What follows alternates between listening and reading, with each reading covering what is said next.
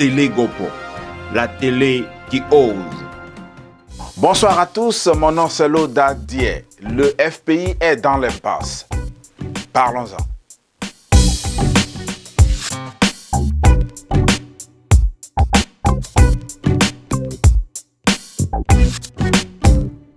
À la faveur de la fête de la liberté organisée par le Front populaire ivoirien dans la région de Washington DC il y a quelques semaines, Télé Gopo avait accordé une interview à M. Sekre Kwaku, présenté comme le représentant légitime de la formation politique du président Gbagbo, pour s'expliquer bien sûr sur les déchirures internes qui minent le parti aux États-Unis.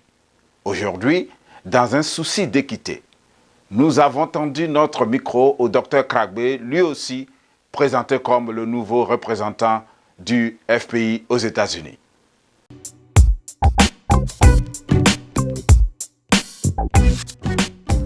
Dr Kragbe, bonsoir. Bonsoir, cher frère. Bien sûr, nous sommes ici à New Jersey. Vous n'avez accepté de faire cette interview. Mais la première des questions que j'ai pour vous, c'est comment vous vous sentez aujourd'hui que vous êtes nommé par le Front populaire ivoirien et voilà, donnez-nous vos premières impressions. Merci, cher frère. Merci à Télé Gopo. Télé Gopo, oui, bien sûr. Original de chez nous. Bien sûr. Merci à vous encore d'avoir fait le déplacement jusqu'à mon domicile à Bonetown, New Jersey. Je suis très heureux. Le 14 décembre dernier, le président de la République, le président du Front populaire ivoirien, le président Gbagbo, m'a fait l'honneur de me nommer comme son représentant aux USA. Je suis très heureux. Il assume cette charge avec beaucoup de respect et d'amour et d'engagement par rapport à la vision de ce monsieur, ce grand homme qui aujourd'hui est à la une au niveau mondial. Très bien. Alors, après votre nomination, l'autre question que j'ai pour vous, comme on fait d'habitude à Télé Gopo, ou bien du moins à l'épreuve du Gopo, parce que là, vous êtes en train de répondre au Gopo. Alors, après votre nomination, pouvez-vous en toute honnêteté dire que vous avez été à l'origine des troubles qui ont secoué, ou bien du moins qui continuent de secouer votre parti, puisque votre nomination date de seulement quelques jours? Oh, pas quelques jours. Bon, depuis, j'ai été nommé le 14 décembre 2018 par le président du parti, le président Laurent Gbagbo. Mais il se trouve qu'il y a des camarades ici du Front populaire ivoirien qui s'opposent à cette nomination. Et pour plusieurs raisons. La première raison qu'ils avancent, c'est que la décision qui me nomme en décembre dernier, cette décision-là du président du parti qui a été ventilée par le service de communication du Front populaire ivoirien, ce document-là, un document qui est officiel, vous le voyez même, il est officiel. Vous la montrez. Un document officiel.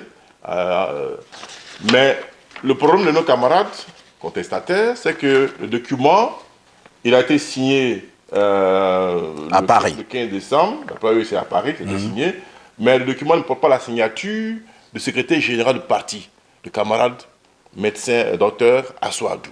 Oui, mais l'autre chose qu'on dit, c'est que le document n'a pas été signé à Abidjan. Ils n'ont pas mis que le document est signé à Abidjan. Et que c'est signé à Paris, que tous les documents relevant du Front populaire ivoirien doivent être signés à Abidjan. Le secrétaire général du parti, responsable des décisions prises par le président du parti, et son rôle c'est d'appliquer les décisions prises par le parti. Et le chef, notre patron, ne se trouve pas à Abidjan actuellement, il se trouve à Bruxelles. Avant cela, il était à La Haye. Au moment où il me nommait, le président était encore incarcéré à La Haye, mais il fallait faire des déplacements. Donc il fait la navette entre Abidjan et puis l'Europe. Et dans nos tests, il ne dit pas il n'est pas mentionné nulle part, il ne mentionne nulle part qu'une décision qui a été prise par le président doit forcément être signée à Abidjan. Donc c'est une grande première, c'est statutaire, il peut le faire partout où il veut, puisque dans nos tests, il n'y a pas de lieu précis pour signer un document. Ok, bien, ici, ils disent aussi que cette décision qui avait été émise, ou bien dont vous avez reçu copie ici aux États-Unis, cette copie, ils disent que la source est venue de la Géorgie. Qu'est-ce que vous en dites? Moi, je ne suis pas informaticien, c'est que je suis informaticien. Et ce que je sais, c'est que ce document, je ne l'ai pas reçu par, comme il a dit l'ancien représentant, ce document est passé sur le website de LGTV. Je ne sais pas, le LGTV, il a appris que LGTV existait en 2010, mais nous avons des canaux de communication au FPI. Par exemple, Fonds populaire ivoirien, moi que j'ai été appelé d'Abidjan, par Abidjan 2 jours avant ma nomination, j'ai reçu ce document-là du FPI à travers le Sénacom. Le Sénacom a amené un document à travers mon email. Le Sénacom, c'est le Service national de communication du Fonds populaire ivoirien. Et puis après, 2 jours après, ce document a été publié par le journal officiel du FPI, La Voix originale. Voilà. Donc mon information, c'est là-bas que j'ai reçu mes informations. Un coup de fil d'Abidjan, un document officiel est venu sur mon email, et puis le journal officiel parti a publié la liste des 22 représentants du FPI aux États-Unis d'Amérique. Bon, le problème, d'après eux, ça n'a pas été signé par Assoadou. Alors, pourquoi le document n'a pas été signé? Mais écoutez, je ne peux pas répondre à cette question. Tous ceux qui ont reçu, qui ont annoncé le document, là, il n'y a pas de problème. Sauf que c'est ici aux États-Unis et au Bénin, quelque peu à la camarade en France, qu'il y a problème. Mais là déjà, ça fait trois différents lieux, là. Déjà, oui, ça peut déjà commencer à poser problème. Sur 22. Maintenant, qu'est-ce qui se passe? Le camarade s'est créé la dernière fois le passage sur Gopo. Et il a dit que le document, l'affaire est portée devant notre juridiction qui s'appelle le comité de contrôle du Fonds populaire ivoirien. Oui. Le camarade Hubert Olaï, qui est le président du comité de contrôle, a eu plusieurs séances de travail à ce niveau-là. Et depuis, je crois, 4 jours, le comité de contrôle a tranché. OK. Le comité de contrôle a tranché. Et quelle est la décision? Vous pouvez nous la dire? Je suis le représentant du Fonds populaire ivoirien aux USA, aux États-Unis d'Amérique. Premier, c'est le document officiel dont ils disent qu'il n'y a pas eu de signature. Cette fois-ci, nous avons insisté auprès de notre patron, le comité de contrôle a tranché, et a insisté pour que le secrétaire général du parti appose sa signature. OK. Il a fait ainsi, fait à Paris, le 15 décembre 2018, pour le président Laurent Gbagbo, le secrétaire général, Dr Assoadou. Il a signé. OK, donc le document est là pour que tout le monde le voie. Voilà. OK. J'ai reçu le document de la part de mon patron direct, le vice-président Nya Nyadou, qui est en charge de l'encadrement de la réputation FPI à l'extérieur. Ensuite, il y a eu un document officiel qui est sorti aussi. C'est une nomination individuelle, c'est-à-dire ma personne. Voilà. Document aussi officiel, vous pouvez le lire, chers frères, aux camarades Marcel Magbé, représentant du FPI aux États-Unis d'Amérique, New Jersey. Okay. C'est ma lettre de mission qui est signée par encore le docteur Soadou, qui au départ, voici, pour un parti, pour Laurent Gbagbo, le secrétaire général Assoadou, il a signé. OK. Clair, hein, donc le document est aussi là. Signé. OK. Voilà. Très bien. Alors, maintenant que vous êtes nommé, et les documents qu'on vient de voir, que tout le monde vient de voir, l'attestent, alors maintenant vous êtes nommé, vous êtes le représentant, parce que nous à l'épreuve du GOPO, nous nous basons sur les évidences, n'est-ce pas? Ça, c'est une évidence. Bon, si ça doit être vérifié, ça, c'est autre chose. Mais pour l'instant, vous nous avez prouvé quelque chose. Alors, à partir de cet instant, maintenant que vous représentez tous les militants du FPI, je vous avais posé la question tout à l'heure de savoir est-ce que vous n'avez pas été, en quelque sorte aussi, à la base des troubles. Et je m'explique. Certains des secrétariats, des sections plutôt, se sont plaints du fait que vous les avez fait démissionner de leur section, même si d'après eux, cette décision doit venir des militants de base qui les a élus. Non. Alors, comment vous expliquez cela? Il y a un problème chez nos camarades, et c'est ce qui sera un des points importants de mon travail aux États-Unis d'Amérique. Nous allons former les camarades politiquement. Il y a encore un grand problème à ce niveau. Un militant qui est non formé, qui n'est pas formé politiquement, est dangereux pour le parti. Il est dangereux, il peut constituer des points de discordance au niveau de la démarche de la mission du parti aux États-Unis d'Amérique et comme partout ailleurs. Nous avons reçu une décision de nomination en décembre. Ce n'est pas la première fois. Il y a longtemps, je suis aux États-Unis d'Amérique. J'ai été secrétaire général du FPI à la région de New Jersey pendant 12 ans. Avant cela, j'étais secrétaire général adjoint.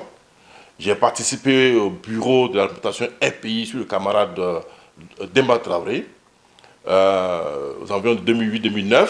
Et quand il allait en mission à Abidjan, le son intérim était assuré par le camarade Laurent Yibé, qui est l'actuel contrôleur. J'ai travaillé dans ce bureau-là. Nous avons accepté avec joie la nomination du camarade Koko Sekri. C'est moi-même qui ai posé le problème à DC. J'ai dit, mais écoutez, le camarade Demba Traoré n'est pas sur place. Est-ce qu'on ne peut pas faire un effort pour qu'il soit confirmé comme représentant? Donc, il a été confirmé comme représentant en 2015. La décision de nomination du camarade Sekri, j'ai une copie qui est là. Signée en 2015 par le camarade Laurent Akoun. On n'a pas fait obstacle à cela. Le camarade a été nommé, non par discipline et par discipline, nous avons accepté cette décision-là. Nous avons travaillé comme secret, dans la paix, dans l'harmonie. C'est un jeune frère que j'admire beaucoup. Nous avons travaillé ensemble. Mais c'est ça le FPI. Quand le président de parti, qui est le seul à nommer le représentant à l'extérieur, décide d'affecter ailleurs, il faut accepter cette décision-là. Donc, le camarade Koko Sekri, beaucoup de ses camarades n'ont pas accepté ma nomination et ça a posé problème. Moi, en tant que représentant d'un pays États-Unis, j'ai un rôle administratif à mener au niveau de ce pays-là. Dès l'instant où un de mes collaborateurs refuse de travailler avec moi, je prends des mesures idoines pour que je puisse au moins asseoir les camarades qui puissent travailler. Donc, si je comprends, nous comprenons bien, c'est que dès que vous avez été nommé, les camarades du parti de Philadelphie, de Washington DC et bien d'autres lieux ou régions ont refusé directement de travailler avec vous. Ils ont refusé. Ce que j'ai essayé de faire, l'image est tellement simple. Par exemple, je donne une image claire. Tu es nommé ministre par le président de la République. Tu arrives dans le ministère et une partie des travailleurs refuse d'être comme ministre. Du coup, qu'est-ce que tu dois faire? Moi, j'ai essayé de discuter, négocier avec les camarades. J'ai approché les camarades individuellement, par personne interposée, par le biais de quelques camarades plus âgés que nous dans le parti, ou bien d'ailleurs, pour qu'on puisse s'asseoir et puis discuter, pour échanger, comprendre la situation. Je n'ai pas de problème particulier à quelqu'un. Mais dès l'instant où j'ai une mission accomplie, et que dans une région donnée, les militants m'appellent, qu'est-ce qu'on fait, et ça gêne. Auparavant, il y avait des oppositions. Ce n'est pas la première fois. Même si le représentant Kokora Pascal, notre doyen, membre fondateur du FPI, nommé ici à l'époque, il y avait des oppositions. Et puis après, ça a tout continué. Sous Demba, sous Taïdzoui, avant Demba, sous Demba, il y a toujours eu des oppositions, mais on a travaillé. Mais le problème, c'est que ces derniers temps, avec ma nomination, il y a des camarades qui sont secrétaires généraux de partis, de sections. Et ces camarades-là prennent en otage la section et refusent de collaborer avec moi. À DC, à Philadelphie, à Boston, aussi des cas flagrants, où les camarades refusent de collaborer avec moi, ils ont pris en otage la section. Alors moi, en tant que responsable ici du développement populaire ivoirien, parce qu'une section ne peut pas être créée aux États-Unis d'Amérique sans le représentant. Là, dans les tests, je donne ma caution pour qu'une section soit créée, oui. Et que le secrétaire général soit nommé. Tous ces camarades que vous avez vu, voyez là, ont été nommés par le camarade Sekri. Aucun n'a été élu, puisque j'étais un des collaborateurs directs de Koko Sekri, comme chargé de la fonction politique, et puis après, comme représentant adjoint, chargé de la région de New Jersey, Connecticut, et puis New York. Donc je connais le Front populaire ivoirien ici aux États-Unis. Nous nous connaissons ici. Et ces camarades ont décidé de capitaliser le FPI dans leur région. Donc, une fois, pour clarifier quelque chose, les secrétaires généraux qui ont été, qui vous opposent, n'ont pas été élus. C'est ce que vous êtes en train de dire. Ils n'ont pas été élus. Ils n'ont pas été élus. Je ne suis pas nouveau dans la SERA. Je suis un ancien du Front populaire. Mais comment ils sont devenus secrétaires généraux? Le camarade Sekri les a nommés. Et tous ont été nommés. Mais est-ce que c'est comme ça que ça se passe au FPI? Non, les secrétaires généraux ne sont pas nommés. Mais il s'est dit que par mesure, comme la situation était difficile, à un moment donné, il a décidé de nommer les camarades. Mais après la nomination, il faut procéder à une élection 3-4 mois après. Ça n'a pas été fait. Ils sont restés dans cette argile-là jusqu'à ce que j'arrive. Mais j'arrive, Nous nous connaissons, nous travaillons ensemble, nous sommes des grands amis. Nous sommes des amis, parce que nous sommes des amis. Et j'arrive, il refuse de me reconnaître. J'entreprends donc une discussion, des échanges, pour que nous puissions trouver un terrain d'entente pour évoluer. Mais quand le secrétaire général de section dit vis-à-vis qu'il refuse de me reconnaître comme représentant des pays États-Unis, qu'est-ce que j'ai fait? Alors, à même moment, les camarades de la même région m'appellent, ils veulent travailler. Donc, qu'est-ce que j'ai fait? Je désigne quelqu'un comme intérimaire pour le moment, pour travailler avec moi, et puis ceux qui veulent travailler, en attendant qu'ils reviennent à des meilleurs sentiments. Donc, j'ai nommé les camarades dans différentes régions ici, et puis j'attends, j'ai procédé à un calendrier de visite et d'élection de ces secrétaires généraux-là. Ils ne sont pas nommés pour être nommés, mais ils sont nommés pour une période donnée. Et dans les mois à venir, on va procéder à des élections dans ces régions-là. Voilà. Donc, les camarades qui sont partis, qui se posaient à moi, je les ai mis de côté. Oui, mais à partir de quand vous les avez mis de côté? Parce que tout à l'heure, vous avez dit que vous avez été nommé en décembre. On reconnaît aussi que, me basant sur les documents ici, c'est seulement il y a quelques jours que vous avez reçu une lettre signée, n'est-ce pas? Alors, à quel moment vous avez fait démettre ces secrétaires généraux-là de leurs fonctions? Dès l'instant où le président parti donne une décision de nomination le 13 décembre, c'est ce qui a été reconnu aussi par le comité de contrôle, ce n'est pas nouveau. Et eux, par mesure de contestation, ils ont trouvé, d'abord ils ont accusé le camarade Demba d'être à la base de ma nomination. Demba n'est pas le représentant, n'est pas le président de la République, le président du parti, ce n'est pas Demba qui nomme. C'est un des griefs. Deuxièmement, ce document. Troisièmement, il dit que le document qui a été signé par le président du parti, par le camarade Assou Adou, est un document qui sort d'un ordinateur. D'abord, on me dit c'est en Californie. Après, on me dit c'est en Géorgie. En Géorgie. Après, on me dit c'est sorti sur une chaîne de télévision, un website. Moi, c'est parce que j'ai suivi. Moi, ce que j'ai reconnu, c'est que j'ai été appelé d'Abidjan, d'abord un jour, 2 jours avant mon nomination. J'ai reçu un document officiel à travers mon email. Et puis, la décision est sortie dans le journal officiel du parti. C'est un fait. Okay. On doit respecter cela. Donc, par manque de formation politique, ces camarades se sont opposés à cette décision. Mais dès le 15 décembre, j'ai entrepris une série de consultations des camarades pour échanger, pour les maintenir, pour qu'on puisse travailler dans l'harmonie et la paix pour 2020.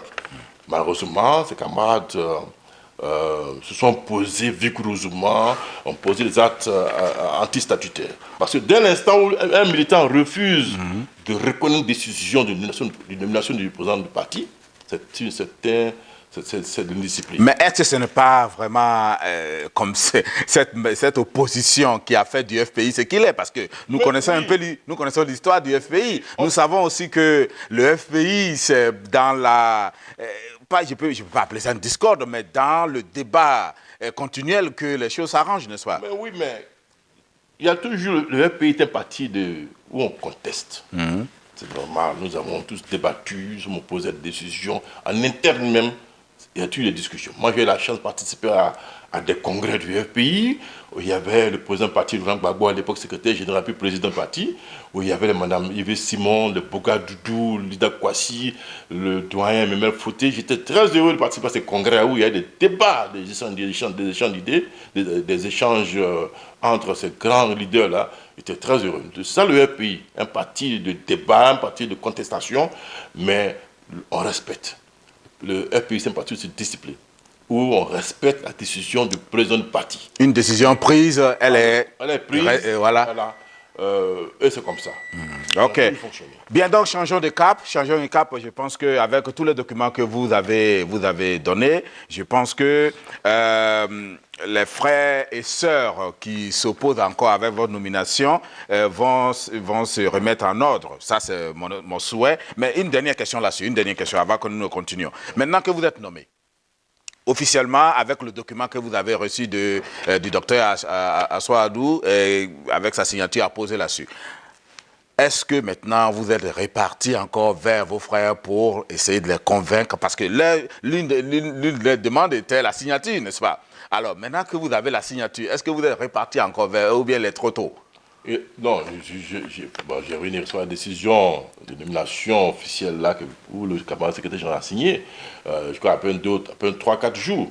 Donc ma prochaine démarche serait d'aller vers les camarades pour leur dire qu'il y a eu des incompréhensions à un moment donné, donc de revenir à la maison à travailler. Ce sera peut-être un appel à l'union de tous les camarades. Parce qu'il y a une urgence aujourd'hui là. La Côte d'Ivoire, d'abord la Côte d'Ivoire, et puis notre pays est pris en otage par des apatrides. Je ne peux pas dire le mot un peu dur, mais on a besoin de tous les camarades, tous les fils et toutes les filles de la Côte d'Ivoire pour que notre pays nous soit redonné. Donc je vais l'appeler à l'union. Je vais, ces temps-ci, dans ces 2 jours-là, procéder à des contacts, travail, appelé par les camarades. Et puis ensemble, on va essayer de trouver un terrain d'entente pour revenir à la maison. Bien sûr. Donc, sur ce, on va passer à la deuxième étape de notre émission. Mesdames et messieurs, vous qui venez nous prendre en marche, n'oubliez pas que vous êtes à l'épreuve du GOPO. Alors, 2020 arrive. Du moins, nous sommes à la porte de 2020. Vous qui êtes le représentant, vous êtes dans le secret, de votre parti.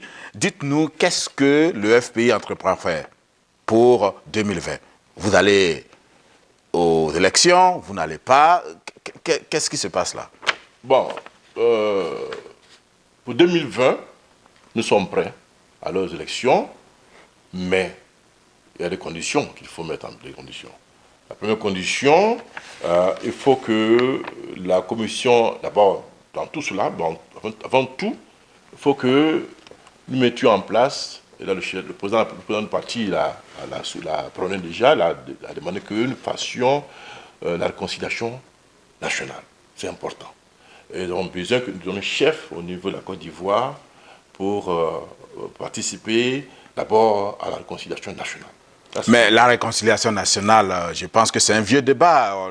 Le pouvoir qui est en place dit déjà qu'il avait déjà engagé la réconciliation et que les Ivoiriens vont se réconcilier pendant les années, mais ça ne va pas se passer en un seul jour. Du président, du Premier ministre Bani n'a rien donné. Est-ce que vous avez le résultat de la CDVR? Rien. On n'a pas vu les résultats. Il y a toujours des problèmes. Regardez un peu les conflits ethniques en Côte d'Ivoire. On a vu Béoumi récemment qui était un des conflits les plus sanglants. Il y a des problèmes au niveau interne. Il y a les Ivoiriens et beaucoup de nos frères étrangers se regardent en chaîne de faïence. Il y a tous des problèmes dans les différentes régions de la Côte d'Ivoire. Et la crise 2010 a laissé des séquelles énormes. Donc il faut repenser ces plaies-là. Mais vous n'êtes pas au pouvoir. Alors comment vous pensez organiser cette réconciliation? Nous demandons à ce que le pouvoir en place, n'est-ce pas, s'implique. Et tous nos leaders doivent le faire. Et le président de la République, le président Gbagbo, n'est-ce pas, notre président, a demandé à ce que le parti s'engage sur cette voie pour le moment. Il n'y a pas que la réconciliation. Il y a aussi la commission électorale indépendante. Avant qu'on arrive à la commission électorale indépendante, j'aimerais vraiment éclaircir cette histoire de réconciliation. Parce que, comme je disais tout à l'heure, votre parti n'est pas, votre côté du parti FPI n'est pas reconnu par le pouvoir en place. Rappelez-vous que la seule personne qui est reconnue, même porter le pain que vous portez, c'est M. Affi N'Guessan. Alors, comment vous allez convaincre le pouvoir à faire une réconciliation avec vous? Ça, c'est notre débat. Non, ce n'est pas un autre débat. Vous parlez de réconciliation. Nous avons des tests que nous suivons. OK. Depuis le congrès de Mama en 2015, le camarade Affi N'Guessan n'est plus le président du parti. Le camarade Affi N'Guessan a été exclu. Ça, ce n'est pas un débat. Pour nous, vous avez vu le président Bédier, pourquoi il n'est pas allé vers Affi pour entamer ce début de réconciliation, de mise en place d'une plateforme future? Parce qu'il ne représente rien. Pour nous, Affi N'Guessan ne représente rien. Il n'est plus président du parti. Nous, on l'a mis de côté. Le président du parti, l'UFPI aujourd'hui, c'est le président Laurent Gbagbo, que je représente ici aux États-Unis d'Amérique. C'est clair. OK. Bien là, c'est clair. Maintenant, vous pouvez parler Nous, le FPI est un parti qui est sociologiquement implanté sur le territoire ivoirien. Oui. C'est un fait important. Et on connaît la force du peuple ivoirien. et la force aussi de son chef, le président Laurent Gbagbo. Nous avons besoin de lui, en Côte d'Ivoire, pour participer à une véritable réconciliation nationale. Et non une réconciliation de façade qu'on a vue depuis 2010 qu'aujourd'hui. Pour ce faire, nous exigeons son retour en Côte d'Ivoire et qu'il soit débarrassé de ces conditions de la CPI et qu'il rentre en Côte d'Ivoire. Nous avons espoir que d'ici le 15 août, que tout soit clos et qu'il bénéficie de sa liberté totale et qu'il entre en Côte d'Ivoire. C'est notre souhait, notre vœu, et nous nous battrons pour cela. Ok. Bon, nous savons que depuis janvier ou bien février, il a été acquitté, n'est-ce pas? Et en ce moment, il a quitté la prison. Je vais parler du président Gbagbo. Il est maintenant à Bruxelles depuis quelques mois. Mais c'est du mutisme total. Jusqu'à présent, il n'a pas encore dit un seul mot. Peut-être qu'il vous dit des mots, vous qui êtes tout plus proche de lui, mais jusqu'à présent, les Ivoiriens ne l'ont pas encore écouté. Il y a eu des patriotes qui ont marché dans le soleil, dans la neige, dans la pluie, qui attendent de savoir ce qu'il va leur dire, s'il va leur dire même, ne serait qu'un petit merci. On n'a pas encore vu cela. Alors, qu'est-ce qui pose le problème à ce mutisme? Le parti parlera au moment venu. Il parlera au moment venu. Il le fera. Donc, il demande plus de patience à tous les militaires. Mais pourtant, il reçoit Bédier qui vient, qu'il avait insulté pendant toutes ces années-là. Il reçoit à longueur de journée. Ouais. Il reçoit à longueur de journée. C'est ça qui fait la... Est-ce qu'il a déjà reçu des patriotes? Bien sûr, il a reçu des patriotes. Depuis la prison, il a toujours reçu des patriotes. Est-ce que vous pouvez nous donner quelques noms? Oh, si vous les savez, bien sûr. Je n'ai pas énuméré des noms ici. C'est que les camarades qui sont en France, qui militent jour et nuit, qui font des marches par-ci par-là, ont été reçus par le président Gbagbo, l'autre à La Haye, et aussi à Bruxelles, je suis sûr. Par exemple, le camarade Willy Bla, qui arpente les rues de France avec les camarades de panafricains, beaucoup d'entre eux ont été reçus. Il a même reçu les camarades, comment dirais-je, les amis proches de Solo Guillaume, qui aujourd'hui manifestent aussi en France. Il a reçu pratiquement tout le monde.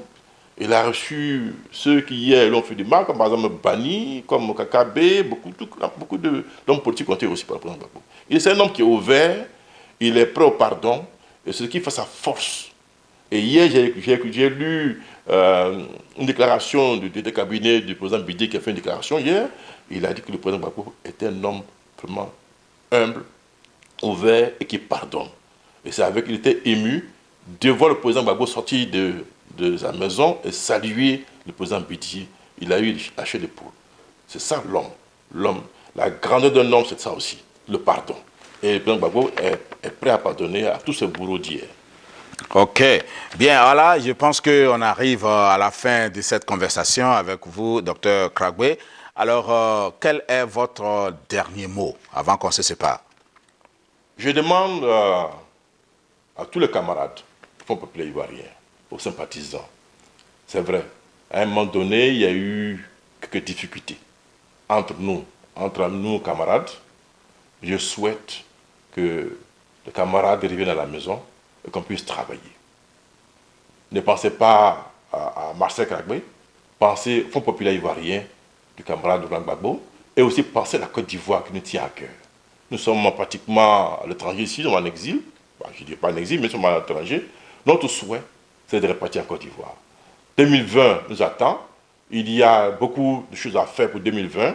Au niveau des USA, nous avons mis en place une politique des 3 R que nous avons commencé déjà à mettre en place. La reconquête, la réconciliation, d'abord la remobilisation, le recrutement et puis la reconquête. La politique des 3 R. Et j'insiste auprès de tous les camarades pour qu'ils adhèrent à cet idéal-là dans le combat. Et je souhaite, encore une fois de plus, que tous les camarades qui hier ont contesté ma nomination, de revenir à la maison, on va travailler. Les postes, il y en a toujours, hein, parce qu'on a perdu un poste secrétaire général, quand on va entrer en brousse. Il y a toujours des postes au niveau de la représentation FP États-Unis. Venez, on va travailler. Il y a eu des incompréhensions. Je demande pardon si parfois j'ai dû peut-être blesser quelques camarades ou pas, mais je demande pardon. Et je demande à tous nos amis qui travaillent avec moi hier de revenir à la maison pour qu'on puisse travailler. Parce que c'est demain 2020 qui est plus important pour nous. Le président Gbagbo déjà a entrepris une série de réconciliations nationales. Vous avez vu hier, vous avez vu avant-hier, la rencontre entre lui et le président Bédié. C'est avec l'émotion que nous avons accueilli cette rencontre-là. Il a pardonné hier, il a pardonné au président Bédié, qui a dit des propos vraiment blessants en 2010, en 2011 à son rencontre.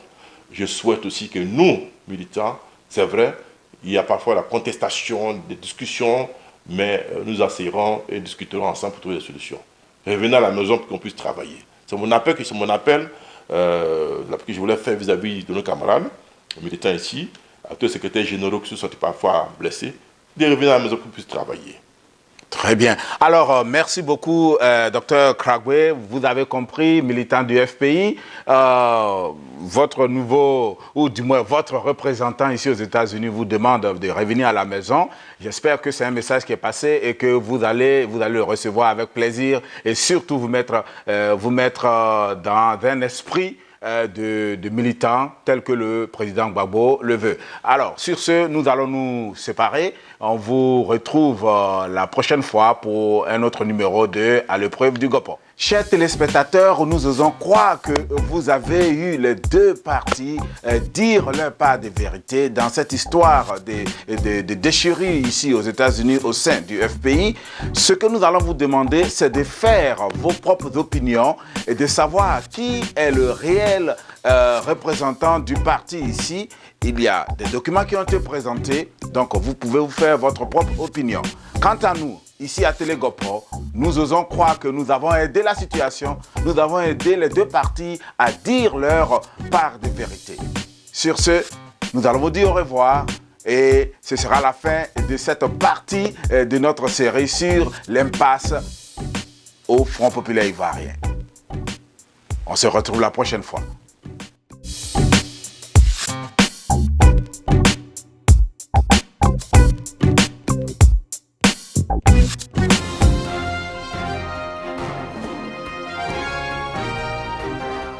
Télé GoPro, la télé qui ose.